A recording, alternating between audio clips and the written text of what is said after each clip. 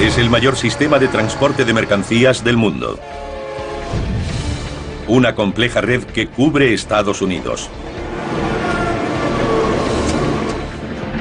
Desde los primeros caballos de hierro a los actuales sementales de acero, suben laderas, serpentean por valles, truenan por praderas para repartir su carga. A continuación, los trenes de mercancías en maravillas modernas.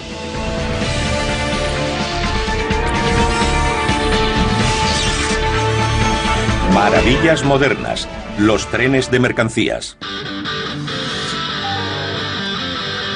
Bienvenidos a North Platte, Nebraska, sede del mayor centro ferroviario de mercancías del mundo. El Bailey Yard de la Union Pacific. El centro ocupa unos 14 millones de metros cuadrados. Mide 13 kilómetros de largo y 3 de ancho. No hay otro como este en el mundo. Es el corazón de las operaciones ferroviarias. Aquí los vagones de mercancías se canalizan, clasifican y reasignan a nuevos trenes que los acercarán a su destino final. Casi todo lo que se produce en Estados Unidos se transporta en tren. Vinos, quesos, vegetales, televisiones, radios, coches, piezas de repuesto, cualquier cosa.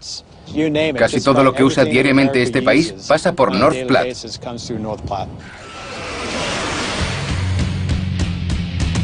El Bailey Yard está estratégicamente situado en el centro de la red ferroviaria de la Union Pacific. Es tan grande que desde cualquier punto solo se puede divisar un tercio.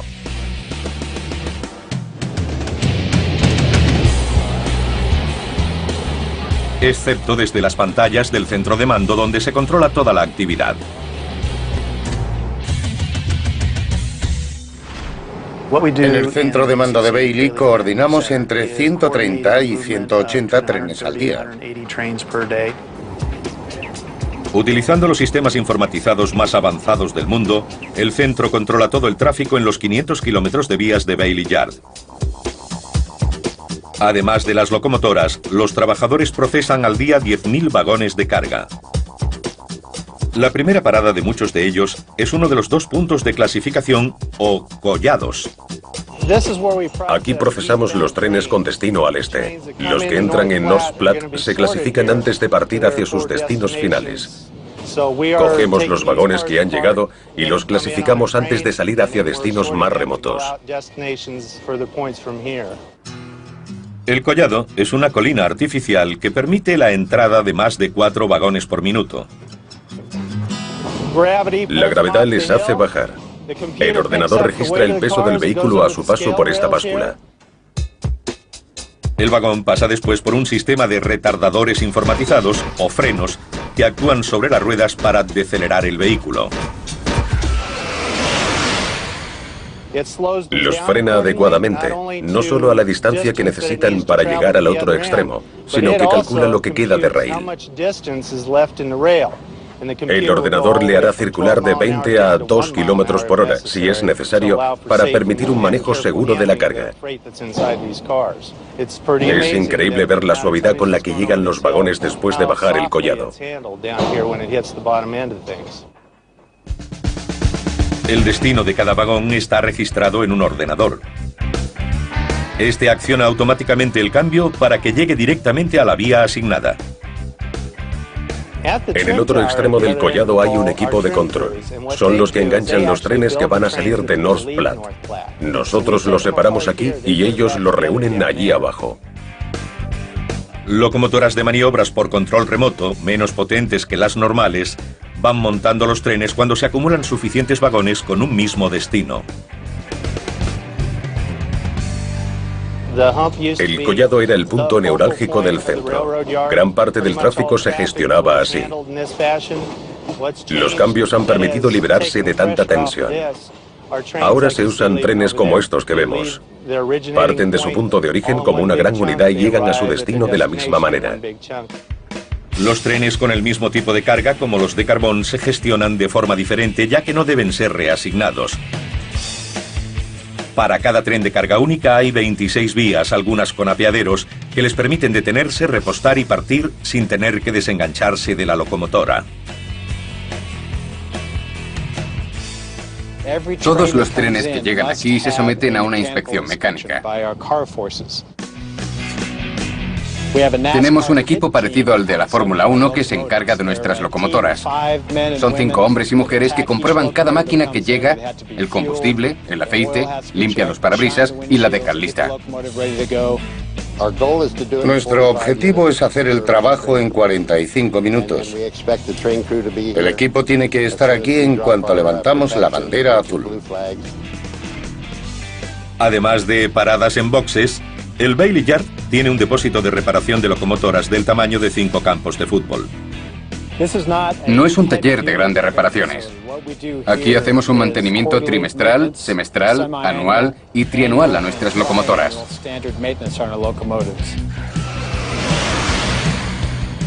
Aquí también hacen el mantenimiento de los vagones.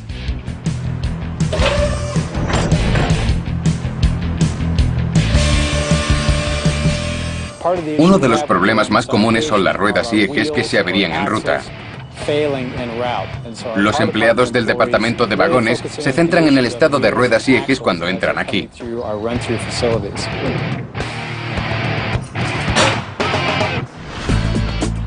En North Platte cambiamos una media diaria de entre 55 y 60 juegos de ruedas e inspeccionamos más de 13.000 vagones al día. El Bailey Yard cuenta con 4.000 empleados de la Union Pacific que trabajan día y noche los 365 días del año para mantener la actividad. En North Platte hay unas órdenes de producción muy claras. Aunque llueva, nieve, haga sol, viento o granice, debemos cumplir los objetivos, porque si no, retrasamos el flujo de mercancías en ambos sentidos. No podemos permitirnos ese lujo en la Union Pacific.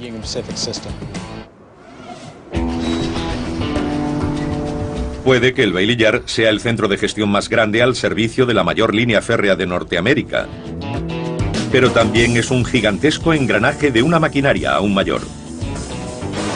Hablamos de una industria de más de 30.000 millones de euros al año, donde 75 céntimos de cada euro ganado por el ferrocarril provienen de las mercancías.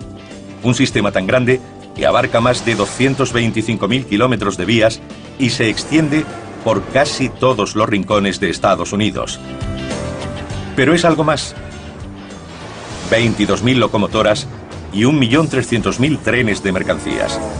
Trenes con hasta 100 vagones de 3 kilómetros de longitud, con 2.000 millones de toneladas de carga cruzando el país anualmente.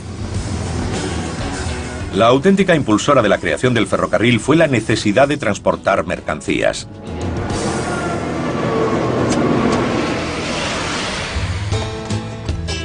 El negocio ferroviario nació en forma de rudimentarios carromatos tirados por caballos como estos, moviéndose sobre raíles en minas de carbón y canteras en 1820.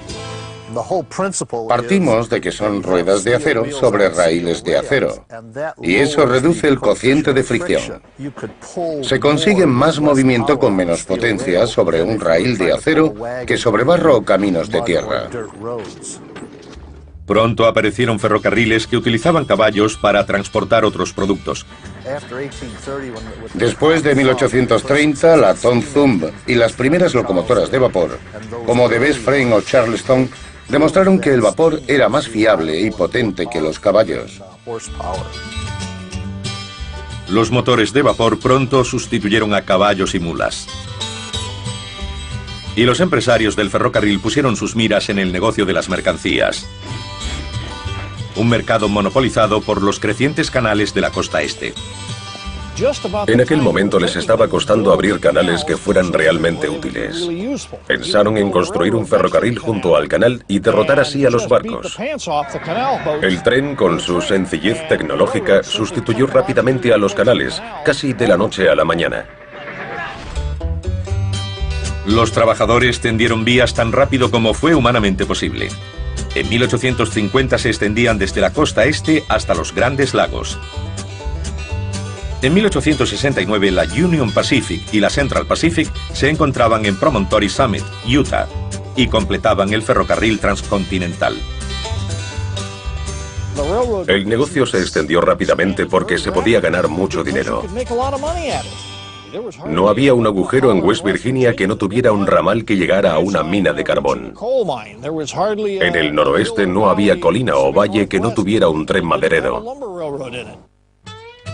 El ferrocarril cambió el paisaje de Norteamérica, creando nuevas ciudades junto a las vías, abasteciendo a las nuevas poblaciones de materiales de construcción y otras necesidades, y transportando cosechas a los mercados del este. Podían mandar su dinero y su oro desde California a los bancos del este. Podían sentarse en Wall Street y contar su dinero. Y todo gracias al ferrocarril. La gente del oeste podía adquirir moda francesa en Broadway, Nueva York, y hacer que le llegara a Market Street en San Francisco. Todos los caprichos y necesidades se podían llevar en tren. En el siglo XX, el ferrocarril continuó expandiéndose y desarrollándose más rápido que ninguna otra industria del país. Lo que distingue a Estados Unidos del resto del mundo es que aquí el ferrocarril era una empresa privada. Eran compañías privadas muy competitivas, dirigidas normalmente por capitalistas sin escrúpulos que libraban auténticas batallas. Debido a las luchas internas entre ferrocarriles privados, no existía ningún sistema que distribuyera las mercancías de forma eficiente por las distintas líneas independientes. Durante la Primera Guerra Mundial se temió que el ferrocarril no pudiera satisfacer la demanda. El gobierno federal asumió el mando creando la Administración Norteamericana del Ferrocarril. Su idea fue estandarizar los procedimientos y mejorar el servicio. Poco después de la guerra, el gobierno devolvió los ferrocarriles a la empresa privada. 20 años después, durante la Segunda Guerra Mundial, una serie de ferrocarriles independientes funcionó como un sistema coordinado y no fue necesaria la intervención del gobierno. La columna vertebral de acero del país desempeñó un papel fundamental en la victoria, pero en los años 50, el monopolio del transporte de mercancías se debilitó rápidamente. Los camiones y el nuevo sistema interestatal de autopistas se alzaron como una nueva amenaza. El ferrocarril, que era una red de pequeños dominios feudales que competían entre ellos en un sistema que favorecía dicha competencia, tenía que enfrentarse, de repente, con un nuevo rival.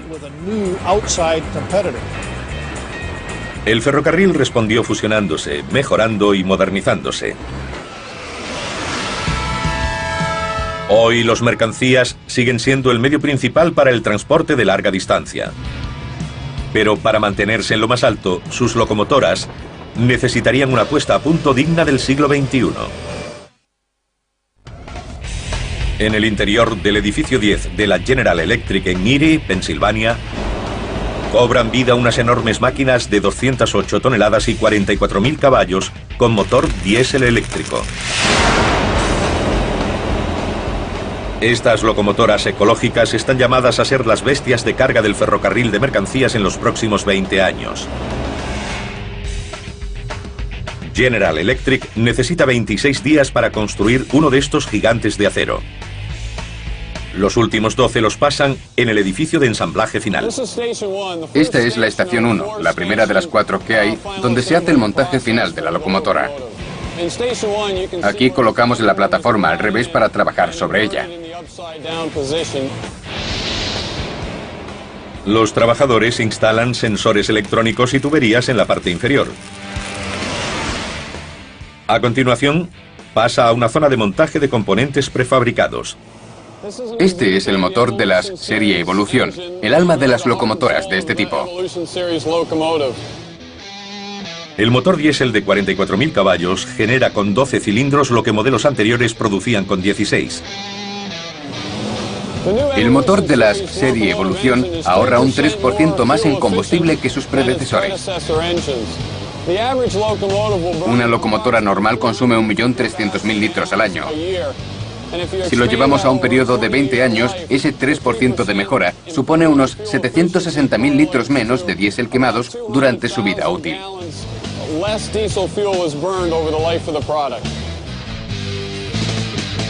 Con el armazón ya en su posición normal, se colocan el motor y otros componentes. Aquí es donde el proceso de ensamblaje de la locomotora se convierte en una cadena de montaje automatizada. En la estación 1 se ha colocado el bastidor boca arriba. Aquí empezamos a montarle la cabina y los componentes en la plataforma. Y hacemos el ensamblaje final de la locomotora.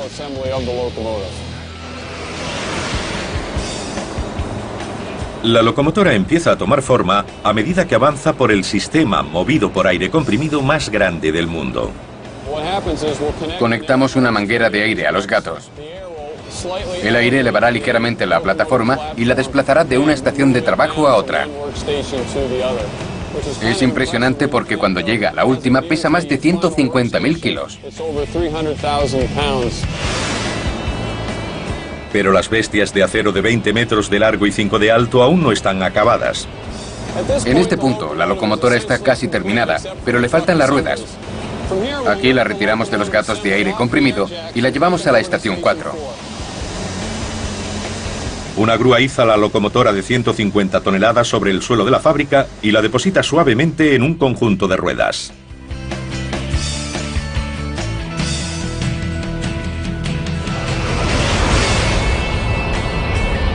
Cuando la máquina se completa en la estación 4, se introduce en una de las cabinas de pintura. Esta de aquí está siendo preparada para esa fase. La pintura es específica de cada cliente que ha encargado la locomotora. Este es un ejemplo de un trabajo terminado para la BNSF. Esta máquina reluciente es mucho más elegante y limpia que las que dominaron las vías durante casi 2 siglos.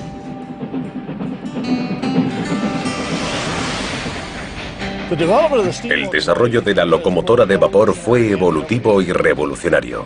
Al principio, el mayor problema fue encontrar las proporciones entre la caldera, los cilindros y los mecanismos de conexión. La primera locomotora que contó con todos los componentes en sus justas proporciones fue una llamada John Bull. La John Bull entró en servicio en 1831 y se convirtió en la primera producida en serie.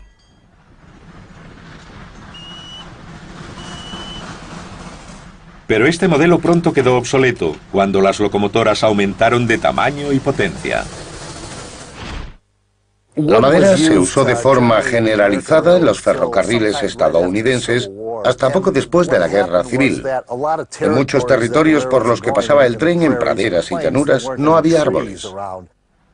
La mayoría de las locomotoras producidas a finales del siglo XIX funcionaban con carbón.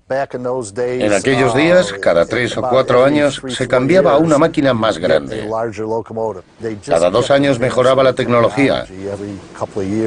Ocurría como con el automóvil cuando salía un modelo nuevo. El ferrocarril la probaba y si era más eficiente, la compraba.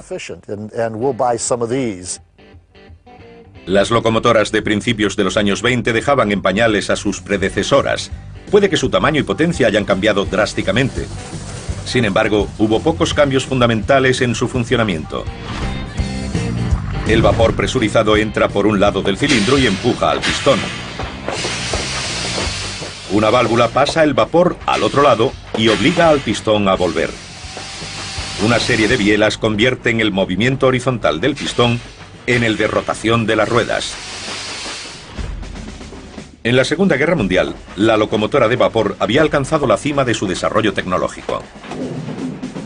Eran un orgullo para los hombres que tuvieron la oportunidad de trabajar en ellas.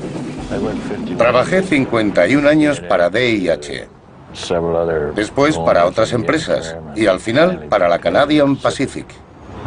Pasé 22 años con herramientas, por decirlo así, de fogonero y maquinista. Siempre digo que fueron años gloriosos ahora que ya han pasado. DIH tenía 40 locomotoras fantásticas del tipo Challenger. Eran las más potentes del noroeste. No creo que hubiera otras máquinas más grandes y bonitas. Cuando Bernie O'Brien empezó en el ferrocarril en 1948, sus días como fogonero en las locomotoras de vapor estaban contados. El diésel se introdujo en los años 20, pero no se consideró una locomotora apta para circular. Se usaban para maniobras, en operaciones especiales, en líneas de tren ligero, pero no se les consideraba una amenaza real. Cuando DIH compró la RS-2, alguien me dijo que iba a sustituir a las Challenger, pero no lo creí. Era divertido porque poner a la RS-2 junto a la Challenger era como poner a un gigante al lado de una persona pequeña. La Electromotive Corporation de Cleveland, Ohio, creyó que hasta que no se pudiera sustituir una locomotora de vapor por una diésel del mismo tamaño, el diésel no llegaría a ninguna parte. En 1939 crearon la FT, Freight Diesel, que era una diésel de 2 unidades, con motores de 16 cilindros con una potencia de 1.350 caballos cada una. Esa locomotora acabó con el motor de vapor. Me dio mucha pena. Nuestras últimas Challenger tenían solo 6 años cuando la retiraron del servicio. Cuesta trabajo creerlo. La locomotora de vapor no cumplió todas las expectativas porque no era buena tractora. Requería mucha mano de obra y era muy frágil. La diésel es como un turismo. Es automática, arranca y adelante. La mecánica de una locomotora diésel es muy diferente a la de vapor. En el cilindro, un pistón comprime una mezcla de combustible y aire hasta que se inflama. La explosión baja el pistón que mueve el cigüeñal. Un alternador convierte el movimiento del cigüeñal en energía eléctrica que es transmitida a los motores de tracción de cada eje para mover las ruedas. Una de las ventajas del diésel es que se podían acoplar tantas unidades como se necesitaran. Dependía de la potencia requerida. Un solo hombre controlaba todas las unidades. Como sus predecesoras de vapor, cada generación de locomotoras diésel eléctricas dejaba atrás a las anteriores. Hoy las de mercancías mueven más tonelaje que nunca. Pero es un logro que requiere algo más que potencia, especialmente cuando se recorre una de las vías más traicioneras de Norteamérica.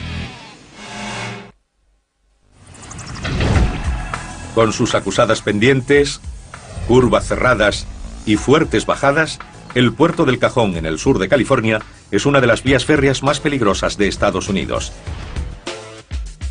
Patrick Márquez, maquinista de la Burlington Northern Santa Fe, debe hacer este viaje varias veces a la semana.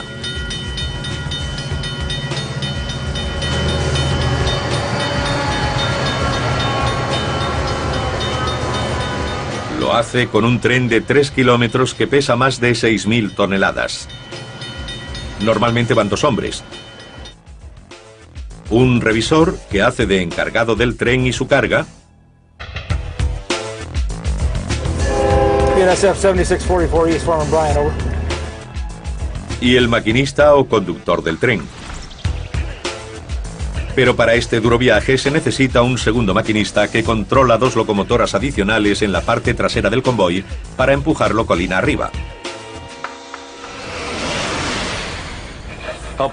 Ahora se pondrá en contacto conmigo y me hará saber cuándo está enganchado al tren para irnos. Allá vamos. Me acaba de dar la señal de que está liberando los frenos. Al soltar el freno le damos potencia y nos vamos.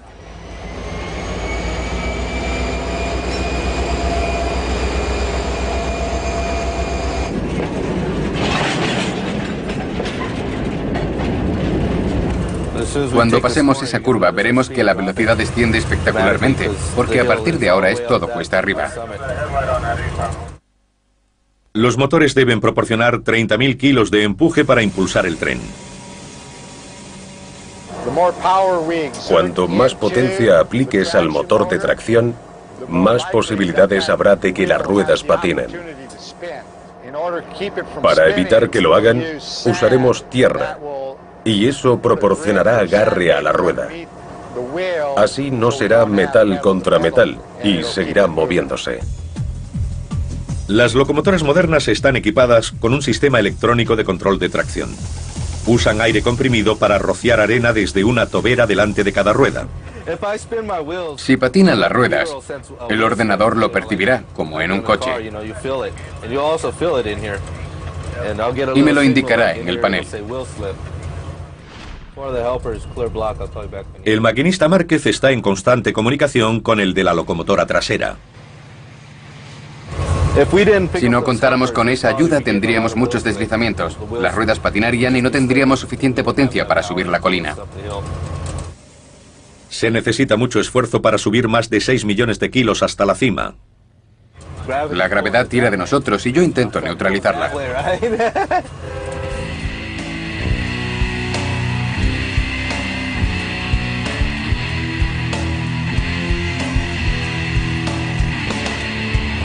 Si paro ahora y suelto los frenos sin dar potencia, caeremos hacia atrás. Con las herramientas necesarias para mantener el tren en movimiento, Márquez puede sentarse y disfrutar del viaje hasta la cima. Bueno, más o menos. Es una alarma, un dispositivo de seguridad, para mantenerme despierto. Si sufro algún contratiempo y no apago la alarma, aplicará los frenos e irá decelerando el tren hasta detenerlo. Solo hay que apretar este botón de alerta. Cada vez que salta, si hago algo con el acelerador o con los frenos, también se resetea, porque eso demuestra que estoy despierto, que he movido los controles. Márquez tiene que parar el tren en la cima para apagar los motores auxiliares. Solo tengo que disminuir la velocidad y el tren irá deteniéndose.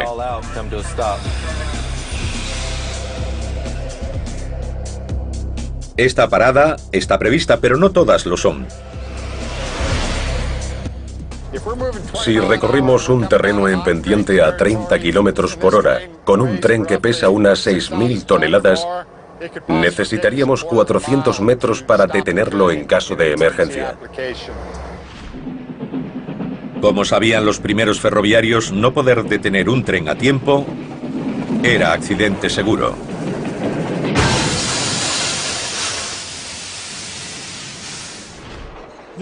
Los primeros ferrocarriles usaban frenos de mano de varios tipos. Normalmente eran tan simples como una palanca empujando un bloque de madera contra la rueda. Cuando los vagones se hicieron más grandes, se usó un mecanismo que tensaba la cadena que tiraba de las zapatas de los frenos contra las ruedas. Pero había que hacerlo a mano. Cada 5 o 6 vagones había una persona que accionaba los frenos de su tramo. El de guardafrenos era un trabajo muy peligroso, porque existía la posibilidad de que saliera despedido o perdiera pie. Había que pasar de vagón en vagón por el techo, accionando los frenos para detener el tren. Pero entonces a los trabajadores se les consideró prescindibles y se buscó otro método. En 1866, George Westinghouse aceptó el reto de encontrar un modo más efectivo de parar los trenes. En 1873, desarrolló lo que hoy se recuerda como uno de los inventos más seguros de todos los tiempos: los frenos neumáticos. En un tren de mercancía se accionan con aire comprimido desde la locomotora. Cuando el depósito de aire de cada vagón se llena, abre una válvula que libera los frenos. Solo cuando el último vagón suelta sus frenos puede moverse el tren. El sistema es seguro ya que cualquier reducción en la presión del aire, como una fuga en la manguera, hace que se apliquen los frenos. Cuando la locomotora diésel eléctrica sustituyó a la de vapor, surgió otra tecnología revolucionaria: los frenos dinámicos para complementar a los neumáticos. En el puerto del Cajón, el maquinista Márquez confía en los frenos dinámicos para empezar a descender. Ahora voy con frenos dinámicos. Convierte el motor de tracción en grandes resistencias. En vez de dar potencia a las ruedas, los motores de tracción se la quitan. Esta energía se disipa en forma de calor. Al carecer de electricidad, endurecen el giro, lo que proporciona resistencia a las ruedas y frena al tren.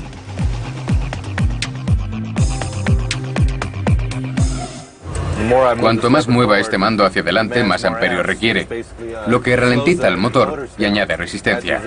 Son los que nos frenan, lo que significa que tengo que añadir más amperios para mantener el tren bajo control. Los frenos dinámicos son muy útiles en pendientes y ahorran una cantidad considerable de zapatas de freno.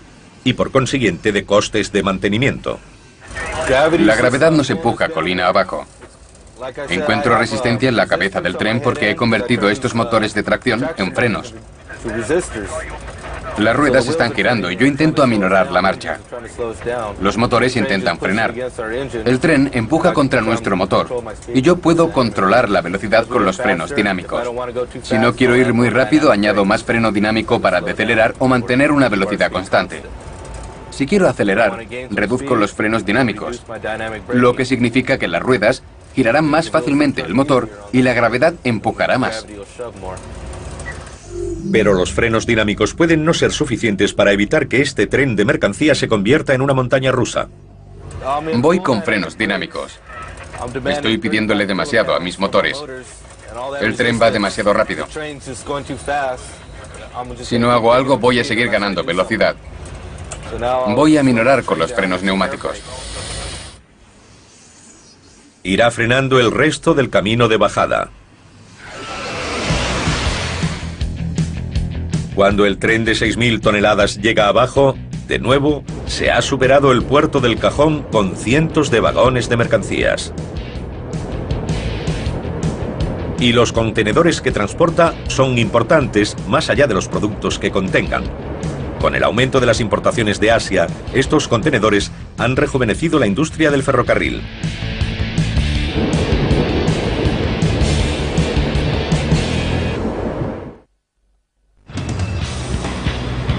Más de 7 millones de contenedores entran en los puertos de Los Ángeles y Long Beach cada año.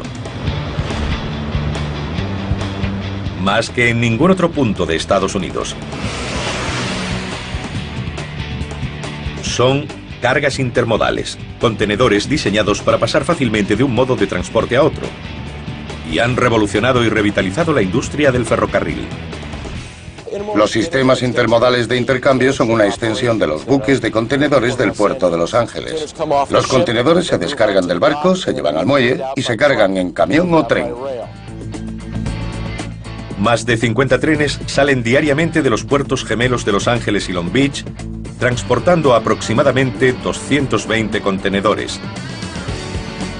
Eso impide que 11.000 camiones congestionen aún más las autopistas de Los Ángeles.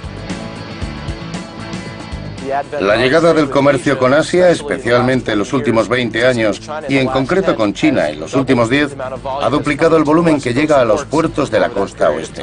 Los trenes de contenedores han servido para dar salida a grandes cantidades. El tráfico intermodal se duplicará hasta los 100 trenes diarios en las próximas 2 décadas. Más del 60% de las importaciones pasa por estos puertos con destino a todo el país. La primera parada de todo este tráfico es el corredor de la Alameda. Se dirige al este para servir al resto del país. El pasillo de 30 kilómetros es una vía rápida para trenes que conecta los puertos con centros ferroviarios del este de la ciudad. Este tramo de 15 kilómetros, al que llamamos cariñosamente la trinchera, fue la joya de la corona del programa. Sus 15 kilómetros representan la mitad del pasillo. En la trinchera los trenes viajan sin ningún impedimento por debajo del tráfico de la ciudad. Un viaje que duraba casi 2 horas se ha reducido a solo 45 minutos. Es una de las grandes bazas. El corredor de la Alameda representa uno de los enlaces más fuertes de la red de ferrocarril transcontinental en este momento. El sistema intermodal ha superado al carbón como el gran generador de beneficios de la industria ferroviaria. Las plataformas articuladas, diseñadas para transportar contenedores de sistema intermodal, permitieron que el ferrocarril siguiera siendo relevante en el mundo del transporte de mercancías. Cada vagón puede albergar un contenedor en la zona baja y otro encima.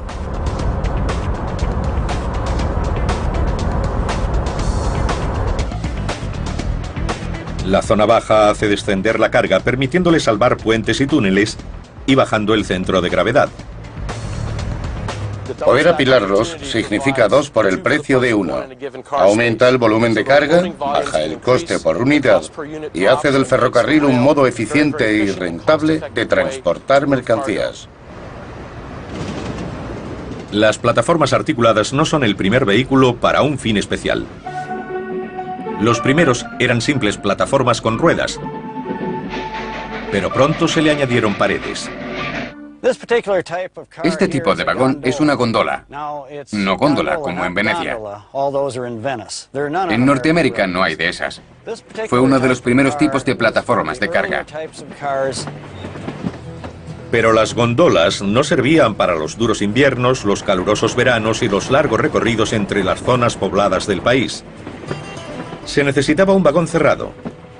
Había nacido el furgón, icono del transporte de mercancías de Norteamérica. Los furgones solían servir como vallas publicitarias rodantes.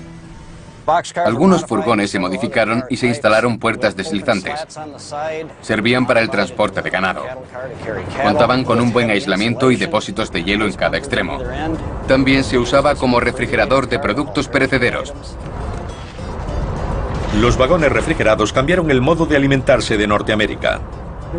Estos vagones eran fresqueras sobre ruedas.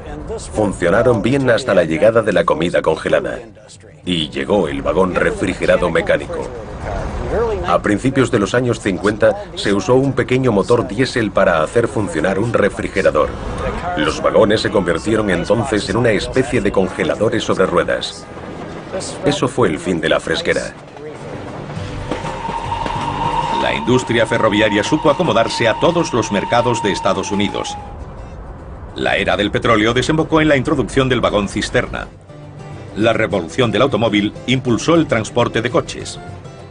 Las caravanas sobre plataformas se desarrollaron en respuesta a la competencia de los camiones de los años 50. Pero con la proliferación de diseños llegó la desaparición de otro vagón, el furgón de cola. La radio posibilitó trabajar con menos personal. No se necesitaban 4 o 5 personas para llevar el tren. Ya bastaba con 2 o 3. El furgón de cola se convirtió en un apéndice innecesario. La tecnología cambió el furgón de cola por el FRED. FRED significa dispositivo luminoso trasero. Para los que perdieron el trabajo por su culpa, la F tenía otra connotación. El FRED puede ser desde una luz parpadeante hasta una bandera roja en el extremo del último vagón. El FRED puede transmitir información sobre la presión del aire y hacer saber al maquinista cómo se comporta el final del convoy. Pero no solo los últimos vagones son ahora más inteligentes. Las operaciones ferroviarias ya se mueven al ritmo de la era de la información.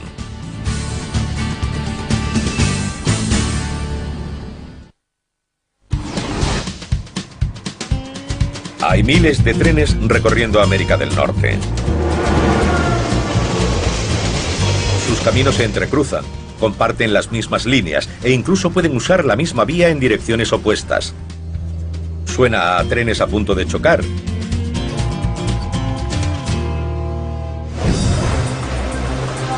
Pero todos los movimientos son vigilados y calculados de cerca por despachos de maniobras repartidos por todo el país. La tripulación del tren es responsable de conducirlo, pero el controlador les da la ruta a seguir. Los controladores son los soberanos de las vías. Y nadie se mueve sin su autorización. El Centro de Operaciones Ferroviarias es la central de los controladores de una de las mayores líneas férreas de Norteamérica. Las instalaciones ocupan 4.200 metros cuadrados, el tamaño de un campo de fútbol. Acoge a 225 empleados. Hay 94 terminales diferentes. Cada controlador se ocupa de 300 a 800 kilómetros y va 2 o 3 horas por delante del horario. Tiene un monitor con el trazado de las vías. Solo tiene que seleccionar y pinchar. El controlador puede cambiar una ruta o dirigir el movimiento de un tren con solo hacer un clic. Es el controlador el que selecciona la ruta del tren, no el maquinista. Es imprescindible que los controladores sepan exactamente dónde están sus trenes en todo momento. Tenemos 2 mecanismos diferentes de seguimiento. Uno a través del sistema de señales que sigue a los trenes a través de la corriente eléctrica de las vías. Envía la información al sistema del controlador. Y un equipo de identificación automática que transmite información inalámbrica al controlador y le da su localización y su ruta. Es un sistema de identificación que instalamos en todos los trenes, en las locomotoras, en todos los vagones de Norteamérica. BNSF tiene unos 500 lectores de este equipo. Van captando información de los trenes y las locomotoras. Nosotros usamos dicha información para actualizar el ordenador central e identificar exactamente qué está ocurriendo en ese tren en un momento dado. A los pocos segundos de que un tren pase por un lector, la información llega a los operadores del centro de maniobras y a los clientes conectados. Pero los lectores pueden estar a 150 kilómetros de distancia y los conductores enganchan vagones en diferentes puntos de la ruta, por lo que los controladores necesitan una información aún más precisa. BNSF tiene alrededor de 1.200 trenes en movimiento en cualquier momento. Al pasar por el lector, proporcionan mucha información a través de la aplicación de voz. La aplicación convierte automáticamente la información verbal en datos informatizados. Usan la radio para decirnos lo que han hecho. A los 9 segundos, esa información queda actualizada en nuestro ordenador central. Esta información puede consistir en la recogida o entrega de vagones en distintos depósitos de la ruta. También se usan ordenadores portátiles para informar del movimiento. Sería muy similar al funcionamiento de un GPS. Hace un seguimiento de la mercancía y también sigue a nuestros vagones, a los que podemos considerar un paquete de grandes dimensiones. Así sabemos dónde lo dejamos y cuándo lo hemos hecho. Identificamos al conductor y le decimos qué paquete tiene que recoger. Los ferrocarriles exploran modos innovadores de utilizar tecnología inalámbrica y GPS para aumentar la seguridad en las vías. El sistema de gestión electrónica de trenes, o ETMS, es un claro ejemplo. El ETMS es una red de seguridad virtual para el tren que tiene la capacidad de aminorar la marcha o incluso detenerlo electrónicamente. El sistema de a bordo tendría la autoridad que se le concede habitualmente al maquinista. Él elige la velocidad y la distancia que hay que recorrer. El sistema asume el control de forma automática si el maquinista sobrepasa la autoridad que le concede el controlador, si ignora una señal o si va a tomar una curva demasiado rápido. El sistema vigila constantemente la marcha y determina qué acciones debe tomar el maquinista. Le avisa si no está haciendo lo correcto para que frene o detenga el tren. Si el maquinista no reacciona y no detiene el tren, el sistema lo hace de forma automática. Una vez en funcionamiento, el ETMS permitirá que los trenes sean más seguros y eficientes. A medida que nos adentramos en el siglo XXI, el ferrocarril seguirá siendo el modo más económico y eficaz para transportar mercancías.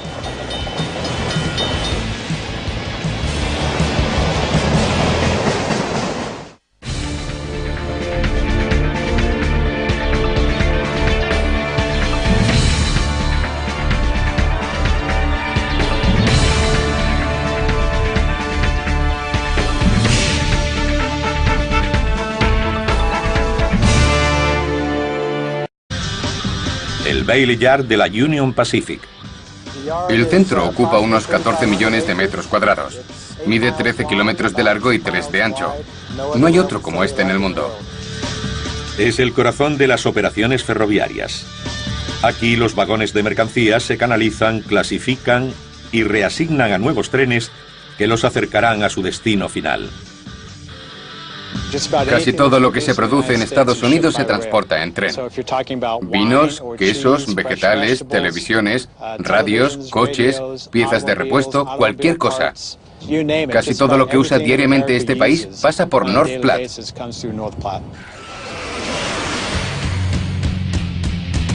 El Bailey Yard está estratégicamente situado en el centro de la red ferroviaria de la Union Pacific.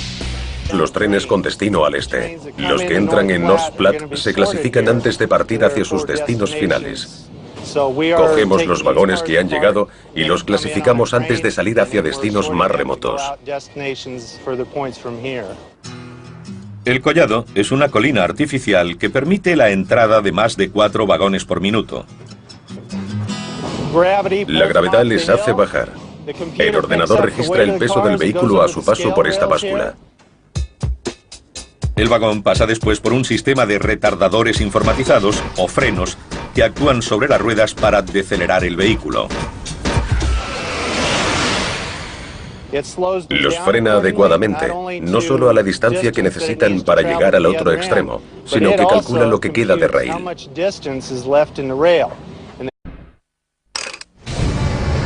Es el mayor sistema de transporte de mercancías del mundo. Una compleja red que cubre Estados Unidos. Desde los primeros caballos de hierro a los actuales sementales de acero, suben laderas, serpentean por valles, truenan por praderas para repartir su carga. A continuación, los trenes de mercancías en maravillas modernas.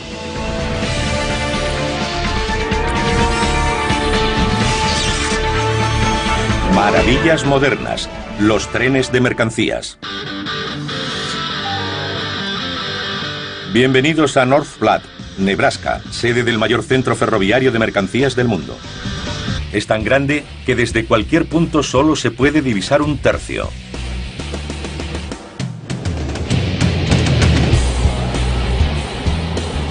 Excepto desde las pantallas del centro de mando donde se controla toda la actividad. En el centro de mando de Bailey coordinamos entre 130 y 180 trenes al día. Utilizando los sistemas informatizados más avanzados del mundo, el centro controla todo el tráfico en los 500 kilómetros de vías de Bailey Yard. Además de las locomotoras, los trabajadores procesan al día 10.000 vagones de carga. La primera parada de muchos de ellos es uno de los 2 puntos de clasificación o collados. Aquí procesamos, el ordenador le hará circular de 20 a 2 kilómetros por hora, si es necesario, para permitir un manejo seguro de la carga. Es increíble ver la suavidad con la que llegan los vagones después de bajar el collado. El destino de cada vagón está registrado en un ordenador. Este acciona automáticamente el cambio para que llegue directamente a la vía asignada.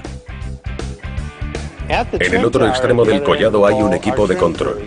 Son los que enganchan los trenes que van a salir de North Platte. Nosotros los separamos aquí y ellos los reúnen allí abajo. Locomotoras de maniobras por control remoto, menos potentes que las normales, van montando los trenes cuando se acumulan suficientes vagones con un mismo destino.